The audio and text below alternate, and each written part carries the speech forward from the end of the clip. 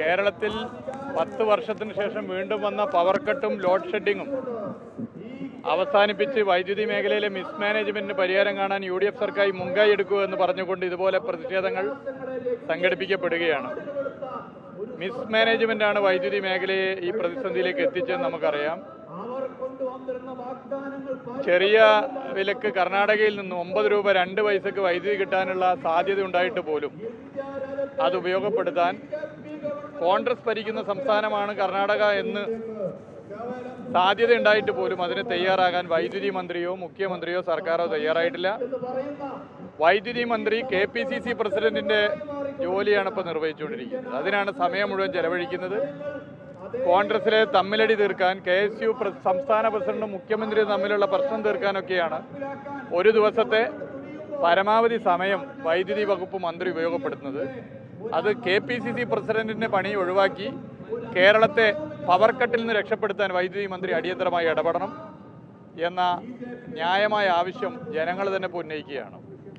ഈ ഗവൺമെന്റിന്റെ പ്രവർത്തനം പൊതുവെ നമ്മളെടുത്ത് പരിശോധിച്ചാൽ ഈ 2 മാസം കൊണ്ട് BJP ആണ് കേരളത്തിൽ ഭരിക്കുന്നതെങ്കിൽ ചെയ്യാവുന്ന നടപടികൾ സ്വീകരിച്ചു വരികയാണ്. ഏറ്റവും അവസാനം വഖഫ് വിഷയത്തിൽ നമ്മളത് കണ്ടു. വഖഫ് വിഷയത്തിൽ മുസ്ലിം ലീഗ് എന്ന് പറയുന്ന രാഷ്ട്രീയ പാർട്ടിയുടെ ഇരട്ടത്താപ്പ് ഇവിടെ വ്യക്തമായിരിക്കുകയാണ്. സുപ്രീം കോടതിയിൽ മുസ്ലിം ലീഗ് എടുത്തിട്ടുള്ള നിലപാടിൽ നിന്ന് വ്യത്യസ്തമായ ഒരു നിലപാടാണ് വഖഫ് വിഷയത്തിൽ UDF ഗവൺമെന്റ് സ്വീകരിച്ചിട്ടുള്ളത്.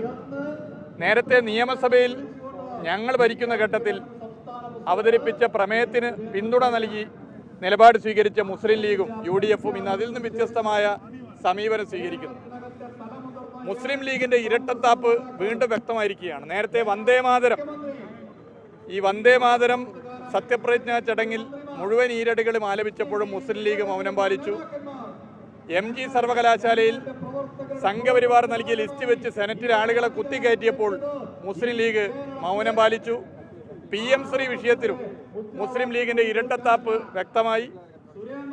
ധർമ്മേന്ദ്ര പ്രധാൻ എന്ന ഇന്നലെ രാജിവെച്ച കേന്ദ്ര വിദ്യാഭ്യാസ മന്ത്രി വിളിച്ചു ചേർത്ത യോഗത്തിൽ സമരം രൂക്ഷമായ ഘട്ടത്തിൽ മുസ്ലിം ലീഗ് നേതാവ് കൂടിയായ വിദ്യാഭ്യാസ മന്ത്രി മിനിഞ്ഞാന്ന് പങ്കെടുത്തു എന്ന് മാത്രമല്ല, ഇനി പങ്കെടുത്തത് പോട്ടെ, നേരത്തെ വിളിച്ച യോഗമാണെന്ന് പറയാം, അതിലൊരു പ്രതിഷേധ സ്വരം പോലും ഉയർത്താൻ മുസ്ലിം ലീഗ് നേതാവ് കൂടിയായ വിദ്യാഭ്യാസ മന്ത്രി തയ്യാറാകാതിരുന്നതും പൊതുവെ ഇപ്പൊ ചർച്ച ചെയ്യപ്പെടുകയാണ്. അപ്പൊ അധികാരമാണ് വലുത് എന്ന് തെളിയിക്കുന്ന നിലപാടുകളാണ് മുസ്ലിം ലീഗിന്റെ ഭാഗത്തു നിന്നും ഈ ചുരുങ്ങിയ മാസങ്ങൾക്കുള്ളിൽ നമുക്ക് കാണാൻ സാധിക്കും. അപ്പോൾ ഇതിന്റെ എല്ലാം വരുത്തി വെച്ചത് ഇടതുപക്ഷമാണ്.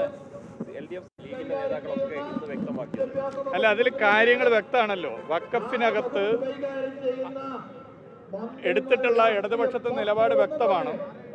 ഇടതുപക്ഷം അതിൽ വ്യത്യസ്ത അഭിപ്രായം സ്വീകരിച്ചു മുന്നോട്ട് പോയി. അതല്ലായിരുന്നെങ്കിൽ ഇപ്പോൾ ആ 2 വേക്കൻസി ഫില്ല് ചെയ്യാമായിരുന്നു. അത് ചെയ്യാതെ നിലപാട് സ്വീകരിച്ച ഇടതുപക്ഷത്തിന്റെ നിലപാട് വ്യക്തമാണ്. ഇവിടെ ഇരട്ടത്താപ്പ് സ്വീകരിച്ചത് മുസ്ലിം ലീഗും കോൺഗ്രസ് UDFും ആണ്. BJP ആണ് കേരളത്തിൽ ഭരിക്കുന്നതെങ്കിൽ എടുക്കുന്ന ഒരു നിലപാടാണ് ഒരു BJP ഇതര സർക്കാർ വഖഫ് വിഷയത്തിൽ സ്വീകരിച്ചിട്ടുള്ളത്. അത് കാര്യങ്ങൾ വ്യക്തമാണ്. മുസ്ലിം ലീഗ് അധികാരത്തിന് വേണ്ടിയുള്ള ഇരട്ടത്താപ്പ് നിലപാട് ഇവിടെ പൊതുവെ നമുക്ക് കാണാൻ വേണ്ടി സാധിക്കും.